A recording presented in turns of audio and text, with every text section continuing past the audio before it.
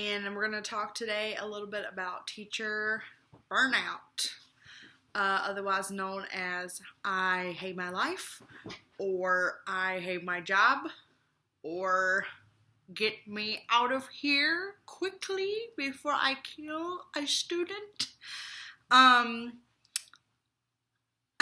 It's known by many things in our community. It can also be summed up by my shirt. The struggle indeed is real. I remember in high school we used to say, I'm driving the struggle bus. And lately I've started saying, I'm driving it off a cliff. Because that's how we feel. I'm on spring break right now. It's mid-April. And this is the time of year where it seems that we are all just done. The teachers are done. Administrators are done. Students are done. I teach. Dixie's not done, evidently. I teach seniors. I have the joy and pleasure in teaching seniors spring semester, which means I'm trying to get them to realize that you have to pass this class to graduate. You have to do this graduation project to graduate. They don't care. So, I am definitely feeling the stress of the year. We're ready to be done. The kids are ready to be done. The problem is, this is the time of year also where, I don't know about you guys, but this is where I start to say, why did I want to teach? Why did I pick this job? I need to start looking at other avenues of jobs. I never go through with it because after it's over, I'm always like, I love my job. So what I wanted to share with you today are five or so tips that I think can help with teacher burnout, teacher stress, especially this time of year where we're so close to summer vacation, but not close. So, number one is one of my ordeals with being a teacher is grading. Now, I'm an English teacher, which means that I have also the joy and pleasure of grading essays. I have 2 classes of seniors. There are 25 in each class. That means I am grading 50 essays. I grade them for a rough draft. I grade them for a final copy, which means I am grading 100 essays or 50 essays twice. And I spend almost an hour on each essay, which means that I am spending 100 hours grading essays. I told my hairdresser today, which obviously you see I got new hair. Thanks, Elena. Got a little flash of red. I don't know if you can tell. Anyways, I was telling my hairdresser today, I was like, why did I want to become an English teacher? Why couldn't I have been a math teacher? The answer is 9. You got it right or you got it wrong. Done. Throw it away. I picked English. I wanted to spend 100 hours grading essays. No. So, my first tip, which I never actually said, was you need to do a little bit of grading every day. Now, some people are going to say, I don't do this. I don't think this is a good idea. You don't have to do this. Well, as an English teacher, I grade tons of stuff. And a lot of the things that I'm grading are actually like a written answer, which means I can't just say it's right or wrong. I use Canvas in my classroom, which is a learning management system. And if they take quizzes or assessments and things on there, I can set it so that it will grade it for me. Now, this is a wonderful thing. The only problem is if it's English class and they're doing a written response, which they end up doing at least 1 or 2 for every assessment, they can't grade it. It can't grade it for me. I still have to go through and grade it. So for me, I have to do a little bit of grading every day to stay on top of things. If I don't, then it comes time to turn in grades and I have a huge pile. So this is my rule of thumb. I tell students that I will try to have everything that they have done back to them within 5 days. Now, that might seem impossible, but that's just my rule. The reason I say 5 days is because if you wait until 2 weeks later to give a student back something that they've done, they don't remember. Like, they don't care. They probably not going to look at it. They're going to say, do I need to keep this? And then they throw it away. So what I try to do is I try to get it back to them quickly so that when they get it back, they actually have a memory of doing it and they can ask me questions about it and get feedback, which isn't that the point of them doing work anyway? It also keeps me on top of stuff. The kids sometimes will even say, it's been 4 days. And I'm like, thanks, I'll work on that tonight. I'm going to do that face a lot today, I feel like. Because this is our burnout face. It was my Food Lion face when I worked at Food Lion or retail. People, can I talk to your manager? Yes, let me go get them for you. Okay, so do a little bit of grading every day. Another example is the essays that I'm grading for my seniors. I only grade 3 essays a day. Some people probably can sit down and get them all done. I can't. I just can't do that. So I tell myself 3 because I'm very gung-ho on the first one. Like, I make a lot of comments or whatever. The second one, I'm like, okay, I'm getting tired of this. And the third one, I'm done. Like, I don't want to do it anymore. I don't want to read anymore. I've already read 15 pages because they're 5 pages apiece. So then I get to stop. I get to stop and I get to say, okay, I will pick this back up tomorrow. And that allows me to not get frustrated. I tell my seniors a lot, do not write an essay when you're mad or when you're crying or when you're just upset, when you're falling asleep because you won't do a good job. The same rules apply to us. I am not going to sit there and grade an essay when I'm pissed off, because then I'm going to take it out on the student. And it's not their fault that I am annoyed from the day or whatever. So I try to make sure that I only grade 3 a day to keep me from getting upset, to keep me from getting bored, annoyed, anything like that.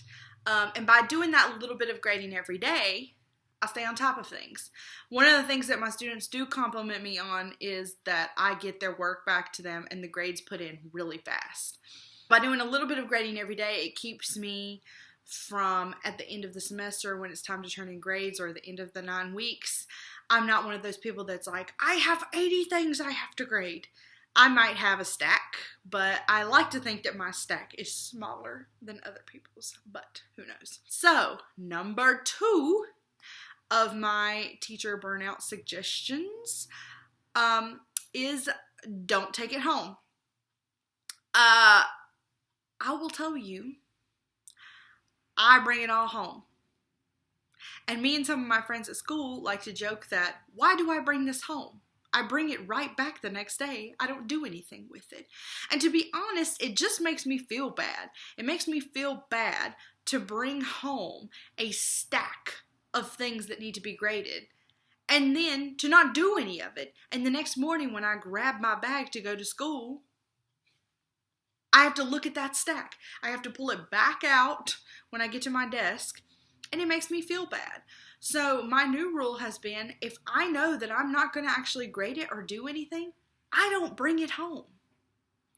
Now, some people just can't do this. And to be honest, I don't do this all the time, but I try to do it a little bit. I try to make sure that I am not bringing home every single thing that I need to do. I try to get as much done as I can during my planning period. If I have to stay after school for maybe 30 minutes to an hour to get something finished so I don't have to bring it home, then I do that. Number 3. So number 3 is don't make everything new. Don't make everything yourself. You do not need to reinvent the wheel.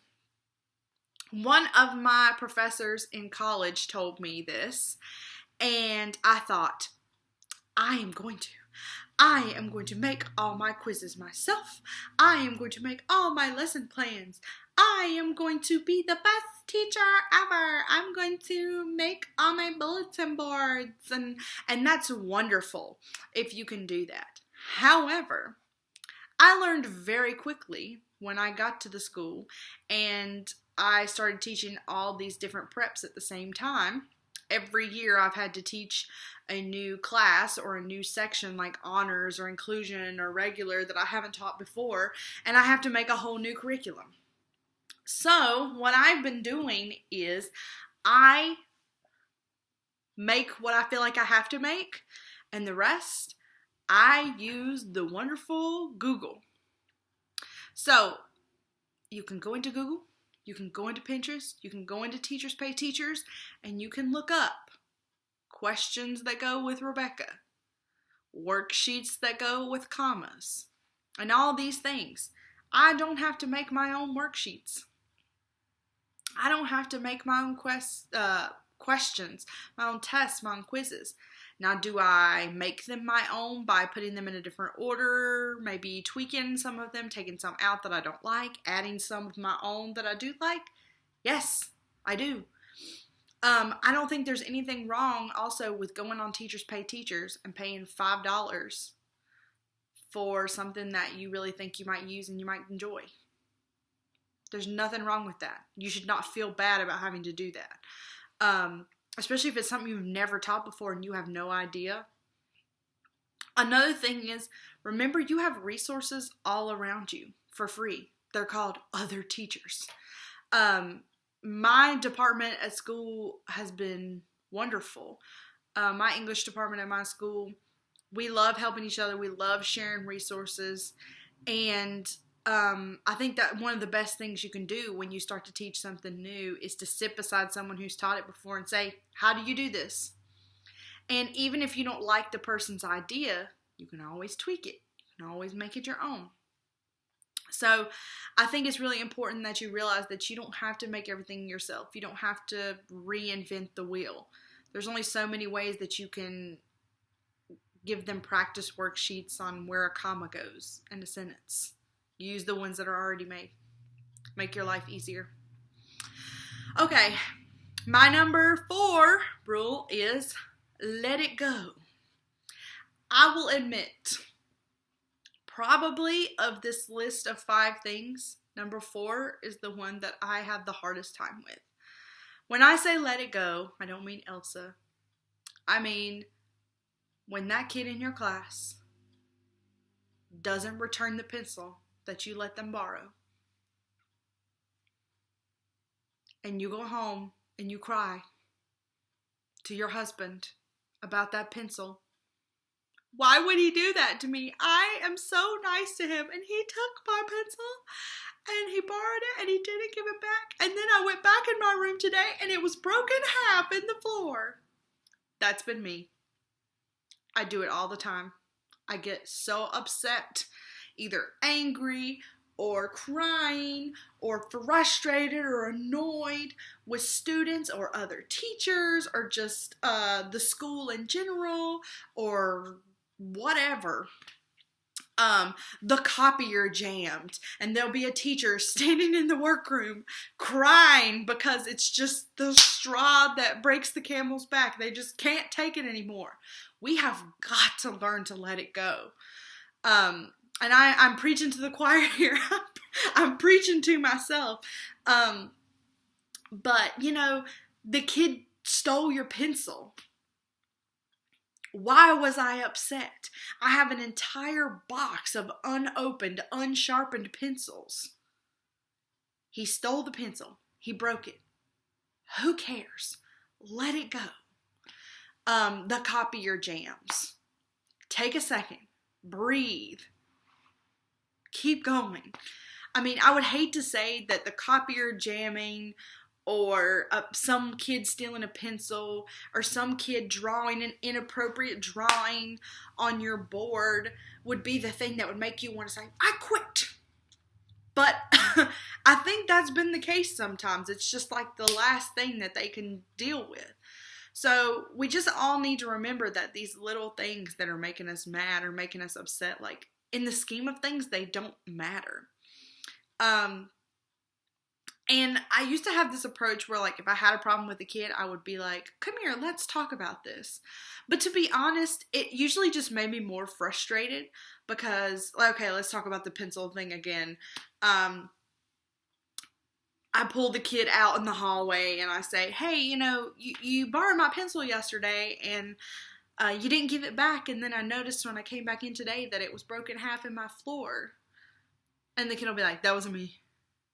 And then I'm like, yes, it was.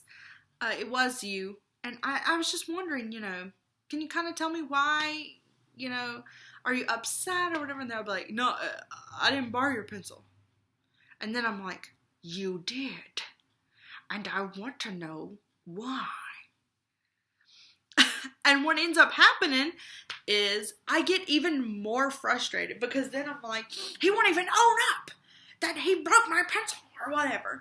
And it's not worth it. Like, pull another pencil out of the drawer, Maggie, and put it back in the cup and forget about it. So we've got to remember to just let things go. Whether it's a meeting, whether it's a student, whether it's another teacher, whether it's your school in general, it's the government or your district making decisions that you don't agree with, let it go. And number 5, the last one, do things that make you happy. I know you've probably heard this a million times, but I think we as teachers are one of those people that we really carry like a lot of the burden of the things that we're doing.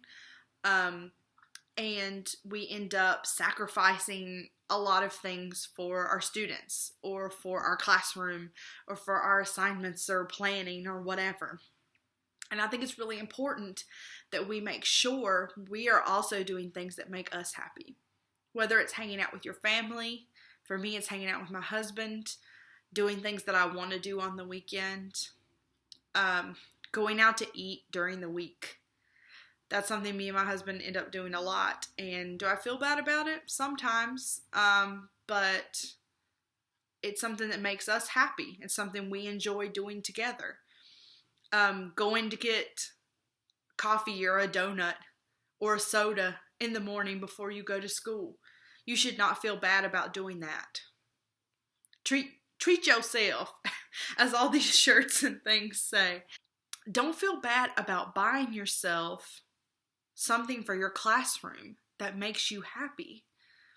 My husband makes fun of me so much because I buy stickers and colored pens. He's like, don't you have so many colored pens and Sharpies? I have a whole drawer at school for colored pens and Sharpies.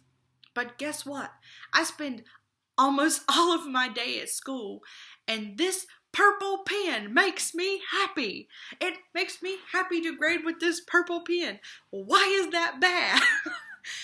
It makes me happy to put this Toy Story sticker on this child's paper. Why is that bad?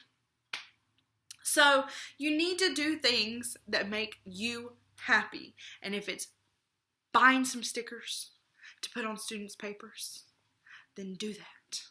If it's playing with your dog when you get home from school, playing with your dog when you get home from school. If it is going out to eat with your husband, if it is sitting on the couch in your pajamas watching Netflix, do it. We need to do things to keep us sane and to keep us happy. There is nothing worse than an angry or an upset teacher. So, those are my 5 tips on avoiding teacher burnout.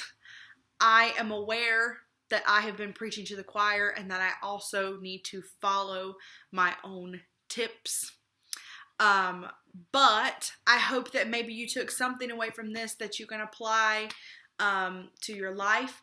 And to be honest, I think most of these can go with any job besides teaching. Don't bring your work home with you. don't feel like you have to reinvent the wheel if what you're doing is working, or if you have something else that works. Making sure that you let things go and don't wait until you're completely upset, frustrated, crying, beating the copier before you deal with something.